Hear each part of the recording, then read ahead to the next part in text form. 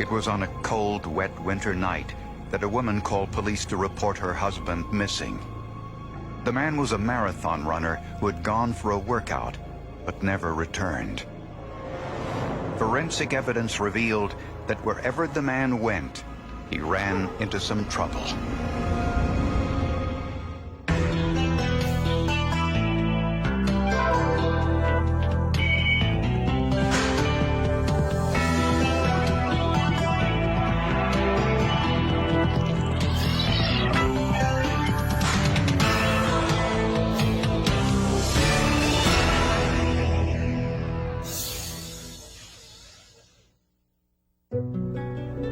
Deep in the heart of Southern California lies the small town of Valley Center.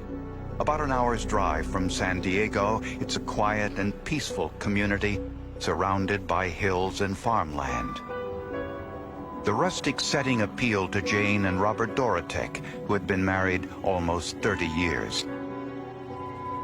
The couple lived on an 18-acre horse ranch they called Charisma Farms. To Jane, horses were her life. She obviously was very passionate about her horses. This was one of her great loves. Bob preferred the outdoors and camping.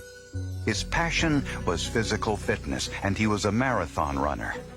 The thing he enjoyed most was going camping with his family, with his sons in particular. They would go on different hikes up Mount McKinley, or they would go for hikes down into the Grand Canyon and, spend the night there.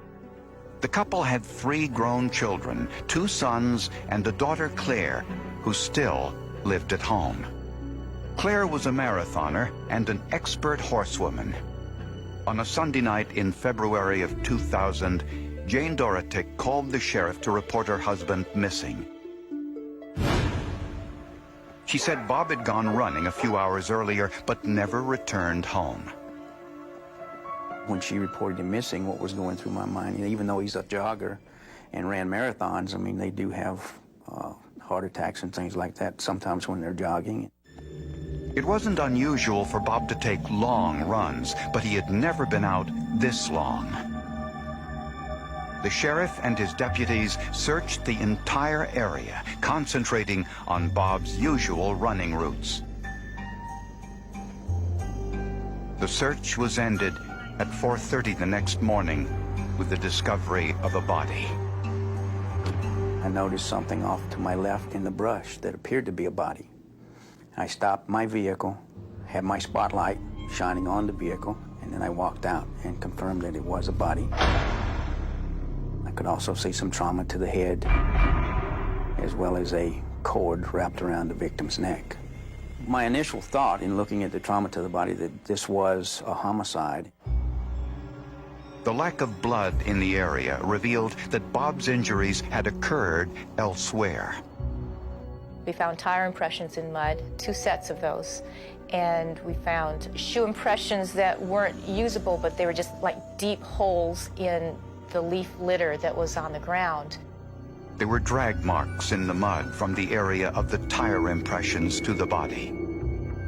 And there was a clue that Bob hadn't been jogging that day. His shoes were very clean. He didn't have any mud or any splash marks, water marks on his shoes. And the information I had obtained earlier was that he went out for a jog on the previous day, which had been a rainy day as well. A piece of Dorotek's head hair was found underneath his shirt on his chest, suggesting that he had been dressed after death. And there was another indication someone else had dressed him. His shoelaces were tied on the outside of his shoes. The knot itself was not tied in the middle of the shoe, as if somebody were to have tied their own shoe. The knots were on the outside. Whoever dumped the body left mountains of forensic evidence. Investigators knew if the killer was this sloppy here, he'd be just as careless elsewhere.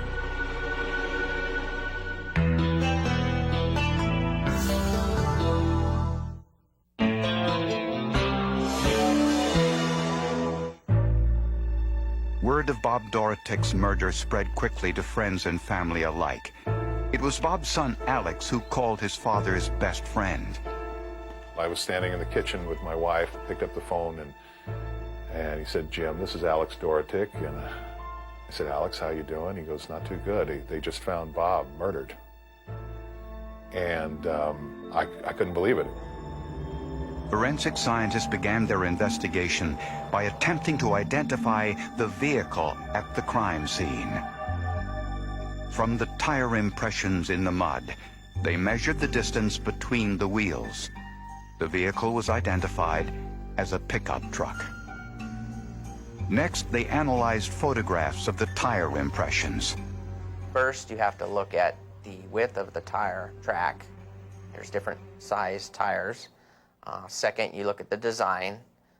Every tire manufacturer has multiple tread designs that they make, designed for different types of road handling. The pickup truck had 3 different tire models. The impressions were compared to the thousands of tires on the market. I noticed that the front 2 tires were the same brand tire, which was a Big O brand. DeMaria identified the side rear tire as a Firestone Radial and the passenger side rear tire as a Cooper brand Discoverer model. At the autopsy, the medical examiner determined that Dorotic died due to blunt force trauma to the head with some type of hammer. There were also signs he had been strangled. Inside his stomach was the undigested dinner Bob consumed on Saturday night, which meant he was killed on Saturday. Jane said Bob left home on Sunday afternoon. Despite his mild-mannered demeanor, a background check revealed Bob Dorotic and his wife separated just a few years earlier, although they had recently reconciled.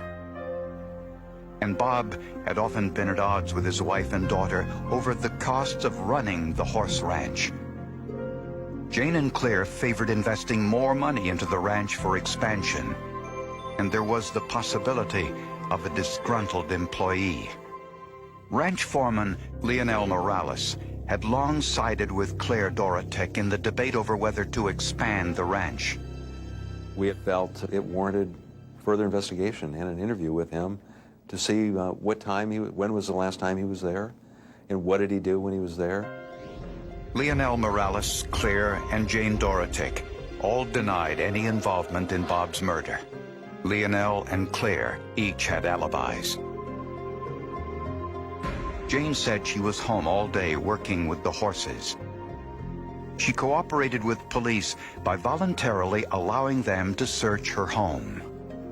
Actually, the homicide detective took me aside before we went in and said, "Now, Carolyn, this is a consent search, so I want you to, all we're looking for is patent, obvious blood.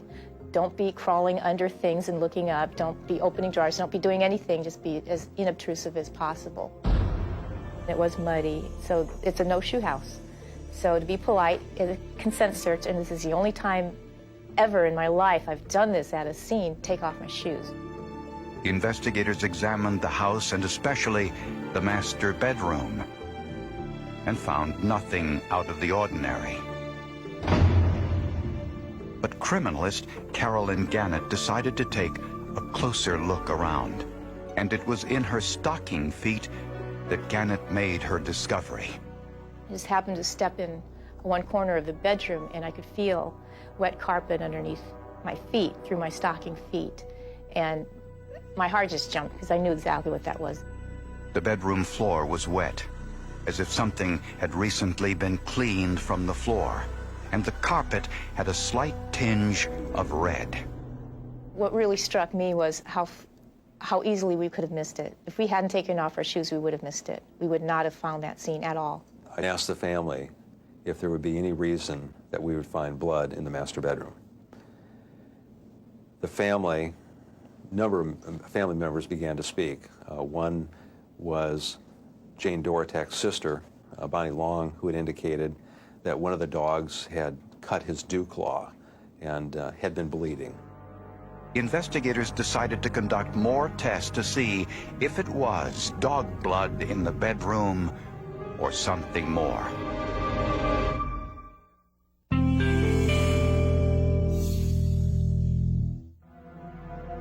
Not long after the murder of 55-year-old Bob Dorotek, investigators had no shortage of forensic evidence or suspects.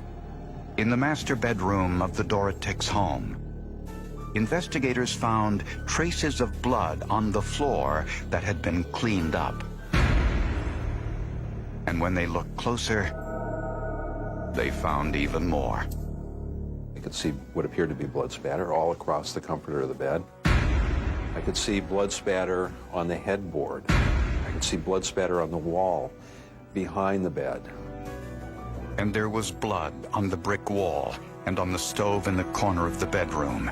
Some had even dripped down into a utility room below.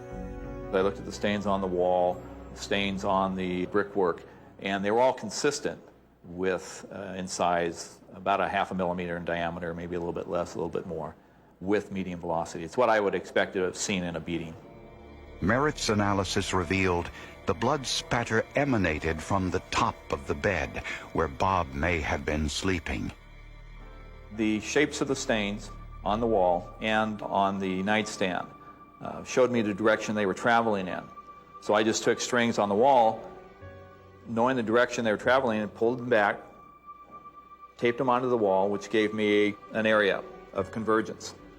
That area of convergence told forensic scientists the location of Bob's head during the attack. Merritt also found cast-off blood spatter on the ceiling, created when blood is thrown from a moving object. There was circular stains on the ceiling directly above the bed. That's the first indication of cast-off. The other indication is directional stains, linear stains going away from that site. So there were stains on the ceiling, basically in a line going towards the wall. DNA testing confirmed it was Bob Dorotek's blood. Based on an interpretation of the blood spatter, investigators believed Dorotek's death came from a massive head wound. The attack didn't occur out on that road. That attack, based on the bloodstains, occurred in that room. Inside the home, investigators also found a piece of black rope, consistent with the rope found around Bob's neck. I told Jane we were confident, and there was no doubt, that Bob was assaulted in the master bedroom. And the family gasped. But investigators found no blood anywhere else in the home, meaning the killer had carried the body downstairs and out of the house. Police couldn't find the murder weapon or any bloody clothing inside the home, and there were no signs of forced entry. An intruder never takes the time to clean a crime scene. I've been in law enforcement about 28 years. I've not seen or known of one case where an intruder has come into a house, murdered somebody inside a house, and cleaned up afterwards. Police found a pickup truck in the garage.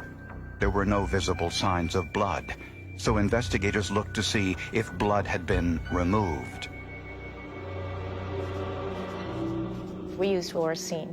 We sprayed most of the outside of the truck and also the inside, and we did find several areas that fluoresced. There was one area in particular on the bed of the truck that fluoresced. It was fairly large. Which was an indication blood had been present, then washed off. DNA testing of the hidden blood residue showed the blood was Bob's. The left front tire is turned towards me, and I can see the pattern on the tire clearly as I'm approaching it, and I know what it's supposed to look like for the tire in that location if it were at the body dump scene. And as I closer and closer, it looks like it. I'm getting closer, it clearly could be it, and I get right up to it, and I'm sure that this is the right impression. The front tires were Type O brand. The passenger side rear tire was a Cooper Discoverer. The driver's side rear tire was a Firestone Radial. All were identical to the impressions left at the crime scene. The white pickup truck was registered to Jane Dorotek. Before leaving the residence, investigators found one last piece of evidence. In the trash, there were actually several syringes, and one of the syringes was a large barrel syringe. Appeared to be a syringe that might be used on animals. The syringe contained trace amounts of a potent horse tranquilizer called acepromazine. It's also known as mellow yellow, from a song from the 60s. Only 3 mils would make my horse very sleepy. Toxicology tests did not detect acepromazine in Bob's blood sample, although it could have been present in amounts too small for testing to identify. On the outside of the syringe was a bloody fingerprint. The blood was Bob Dorotik's. The fingerprint was Jane's. You'll often hear it said that one of the best things you can find at a crime scene is a suspect's fingerprint in the victim's blood. And now, how do you explain that? 3 days after Bob Dorotik was found dead on the side of a road, his wife Jane was arrested and charged with murder.